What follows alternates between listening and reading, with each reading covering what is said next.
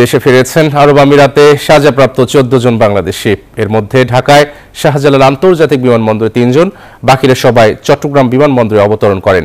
আমাদের জায়গা থেকে অন্তর্বর্তীকালীন সরকারকে একটি প্রধান চাওয়া, যেটি হচ্ছে যে আমার সকল ভাইকে কর্মসংস্থানের ব্যবস্থাটি করেন, এবং তৃতীয়ত আমরা আমাদের জায়গা থেকে স্পষ্ট একটি কথা বলি, আমাদের যে ভাইদেরকে আমরা রেমিটেন্স যোদ্ধা বলি, উপযুক্ত সম্মানটুকু। এবং দর্শক, প্রবাসীদের জন্য একটি সুখবর আসছে। প্রবাসীরা দেশে ফেরার সময় এয়ারপোর্টের হয়রানি বাদে তাদেরকে আলাদা সম্মাননা দিবে অন্তর্বর্তীকালীন সরকারের প্রধান উপদেষ্টা ডক্টর মোহাম্মদ ইউনূস। অন্যদিকে আপনারা জানেন যে ছাত্র আন্দোলনের সময় আরব আমিরাত দুবাইতে 57 জনের উপরে অধিক প্রবাসী গ্রেপ্তার হয়েছিল এবং তাদের যাবজ্জীবন সাজাসহ অনেকে কয়েক বছরের জেল হয়েছিল।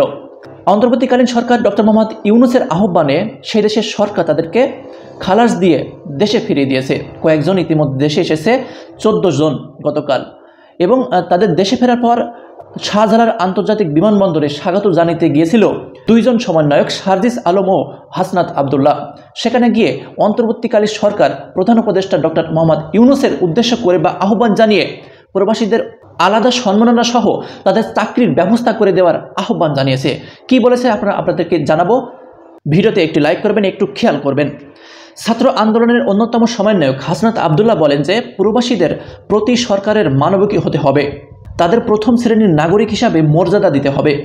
যেসব প্রবাসী এখনও অন্ধকার কারাগারে রয়েছে তাদের ফিরিয়ে আনার জন্য প্রধান উপদেষ্টার প্রতি আহ্বান জানান তিনি। এ সময় দণ্ডপ্রাপ্তদের দেশে ফিরিয়ে এনে কর্মসংস্থানের ব্যবস্থা করে দেওয়ার দাবি জানায় সমন্বয়ক সার্জিস আলম। তিনি বলেন যে অন্তর্বর্তী সরকারের কাছে বন্দীদের দ্রুত দেশে ফিরিয়ে আনার দাবি জানায়, পাশাপাশি তাদের কর্মসংস্থান এবং বিমানবন্দরে হয়রানি বন্ধ করে প্রবাসীদের সর্বোচ্চ সম্মান দেওয়ার দাবি জানাচ্ছি। তেনার বক্তব্যটা যদি একটু আমরা শুনি, এরপরে বিস্তারিত আলোচনা আমরা করব। ভিডিওতে অবশ্যই একটি লাইক করবেন। আমাদের জায়গা থেকে অন্তর্বর্তীকালীন সরকারকে একটি প্রধান চাওয়া, যেটি হচ্ছে যে আমার সকল ভাইকে যারা এই ছাত্র জনতার অভ্যুত্থানের জন্য এখন জেলে বন্দী রয়েছেন তাদেরকে যেন অতি দ্রুততম সময়ে মুক্ত করা হয়। দ্বিতীয় যে দাবিটি, আমাদের অনেক ভাই রয়েছে যারা জীবন দিয়েছেন, অনেকে হাত হারিয়েছেন, পা হারিয়েছেন। আমাদের এই ভাইরা তাদের জীবনের বড় স্বপ্নটি হারিয়েছেন, তাদের চাকুরিটি হারিয়েছেন। আমরা অন্তর্বর্তীকালীন সরকারকে স্পষ্ট করে দাবি জানাই, অন্তর্বর্তীকালীন সরকার যেন আমাদের ভাইদের কর্মসংস্থানের ব্যবস্থাটি করেন।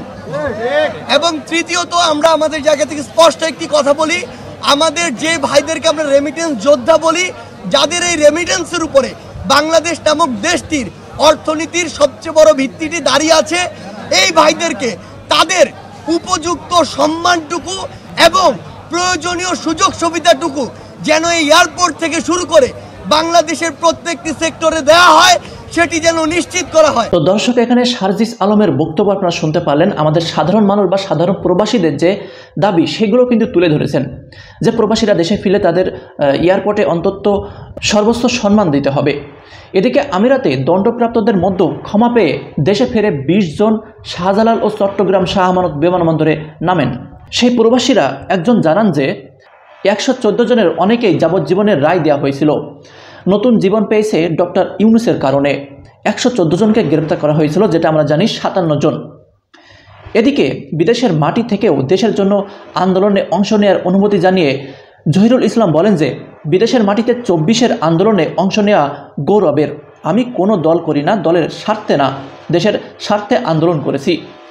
দেশে ফেরার আরেকজন প্রবাসী বলেন যে প্রবাসীদের স্বার্থ রক্ষা এবং চাকরির নিরাপত্তার বিষয়ে কাজ করতে হবে। দেশের জন্য আন্দোলন করে অনেকেই কারাগারে আছেন, তাদের দ্রুততম সময়ের মধ্যে মুক্তির দাবি জানাচ্ছেন। বিশেষ করে আরও কয়েকজন মন্তব্য করেন যে যারা ওই দেশে বিশেষ করে অনেকেই ব্যবসা করেন, তারা যেন আবার তাদের সেই ব্যবসা ফিরে পেতে পারে, আবার যেন দুবাইতে গিয়ে তাদের সেই ব্যবসার হাল ধরতে পারে, সেজন্যই কিন্তু অনেকেই এটা আহ্বান জানিয়েছে সরকারের প্রতি। আর যারা আর কর্মস্থলে ফিরতে চান না, তাদের দেশে যেন একটা চাকরির ব্যবস্থা করে দিতে পারে অন্তর্বর্তীকালীন সরকার, সেই আহ্বান জানিয়েছে সার্জিস আলম ও হাসনাত আবদুল্লাহ, অন্যতম সমন্বয়ক। তো তিনারা যেহেতু এই দাবিটি জানিয়েছে, আশা করি তাদের কথা মানতে হবে সরকারকে, কারণ ছাত্র জনতাই এই অন্তর্বর্তীকালীন সরকারকে বসিয়েছে। তো প্রবাসীদের কিন্তু এই একটাই দাবি, তাদেরকে সর্বোচ্চ সম্মান দিতে হবে। তাদের যে অবদান বাংলাদেশে আছে বাংলাদেশে অর্থনৈতিকভাবে সর্বোচ্চ অবদান কিন্তু প্রবাসী আয় থেকে আসে বাংলাদেশে, যেহেতু অধিকাংশ বাংলাদেশি প্রবাসে চাকরির আশায় গিয়েছেন। তো আপনারা যারা প্রবাসী আছেন, আপনাদের দাবি কমেন্টসে লিখবেন। আর অন্তর্বর্তীকালীন সরকার আপনাদের প্রবাসীদের জন্য কাজ করতে চায় বা কাজ করবে আগামীতে, ধৈর্য ধরতে হবে। সবাই ভালো থাকবেন। আল্লাহ হাফেজ।